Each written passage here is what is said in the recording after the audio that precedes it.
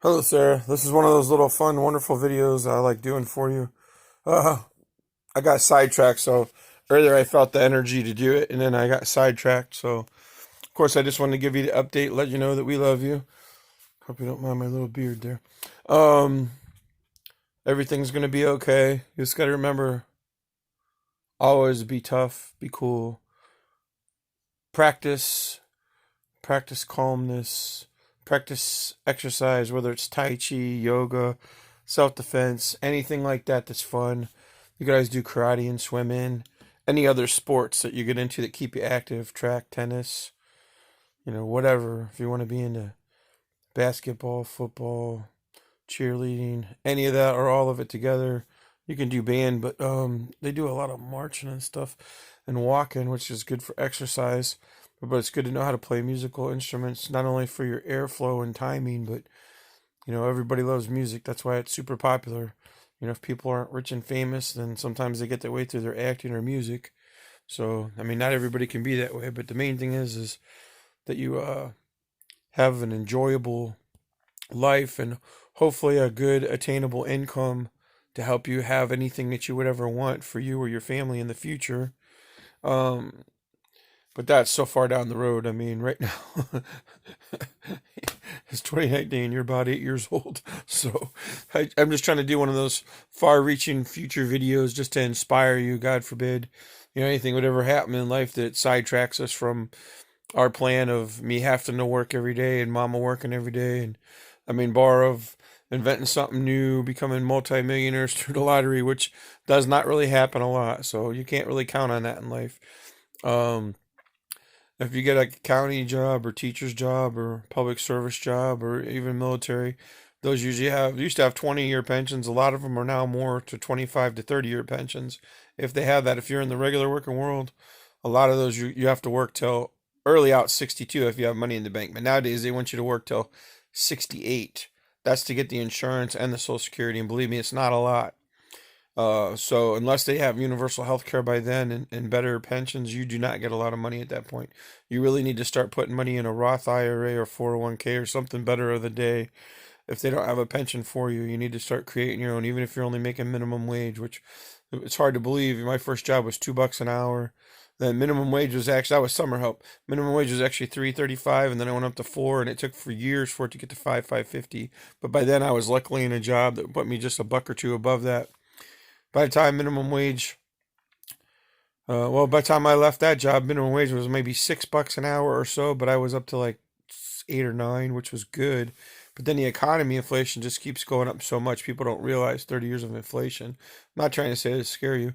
Well, by the time minimum wage gets up to $8 to $9 an hour, they're trying to push for 15. Well, I'm just making, we'll say definitely more than that. But the point is minimum wage is encroaching upon all the lower paying jobs, which if this was 30, 40 years ago, we would be rich on that income, but because inflation's boosted so much, at least in this country, because you got to remember there's different incomes levels in every country. Certain dollars, like the Hong Kong dollar at this time, and certain ones was the American dollar versus their growth, according to what some people have told me, is worth like 8 times as much. So if you actually had a good Social Security when you retired in a another country where your money was worth 8 times as much as theirs, then you'd have 8 times the money. It would be like being rich on a small scale. You could actually hire a housekeeper and have somebody do your maintenance and stuff like that instead of trying to suffer through it yourself. So believe me, that's always a consideration. And if you ever get in the military, you can travel the world, but you got to remember it's the military. That's what they do. You know what they do. So you got to be careful and safe with yourself. So I mean, there's safer goals and jobs and careers to get into. The main thing is just remember to always look out for yourself. Do stuff that's fun for you along the way, that's good for you and your family. Don't get wrapped up to always having to do stuff for your family and friends first. When you get up every day, you should try and focus on yourself first. Do what you can for you, and then if you can help your immediate family and sometimes your friends along the way, then that's always good. They raise us to be helpful and share and stuff like that.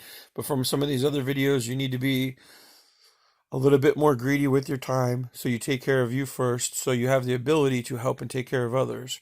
And that's the gist of it. Like, we don't want a bunch of society to be raised greedy, but I've dealt with so many people that are kind of selfish and greedy along the way, and they only worry about themselves. I wish I could have started out in more jobs and realized what people were doing. That I've worked with a lot of people even years ago that they aren't.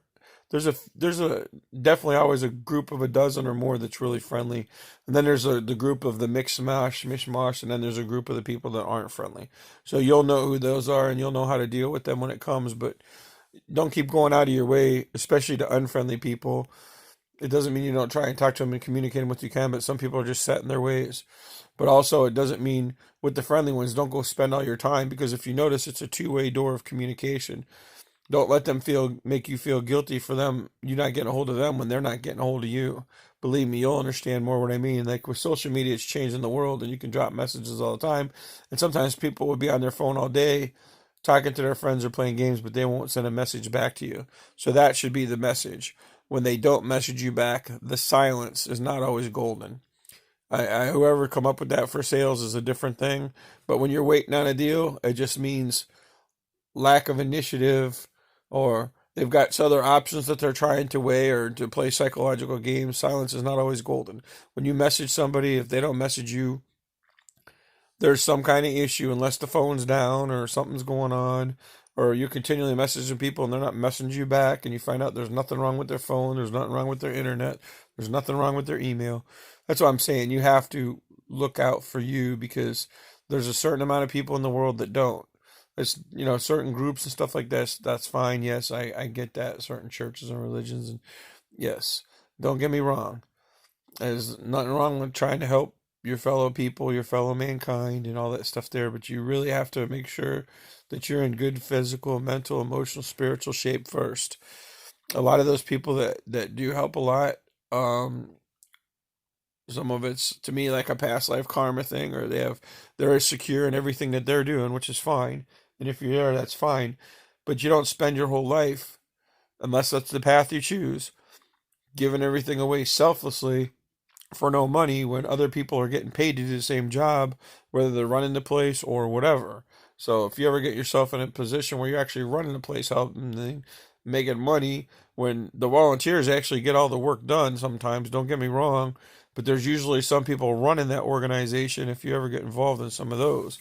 So don't spend your whole life doing charity work where you'll have no pension or income or social security, because that's one thing the government doesn't do. They don't reward people that spend their whole life, as far as I've ever seen, doing charity work. Same with for now I've seen. I don't know if these some of the churches and stuff, if they get pensions for doing it. Yes, if they're a paid reverend and stuff like that, they do. The other ones I don't know, but I'm just saying there's we'll just say if there's 80 to 90% charity work going on, most of those people are not getting any income, and they could do that 50 years and not get no income. But the people running it many times will have money in the bank or a pension.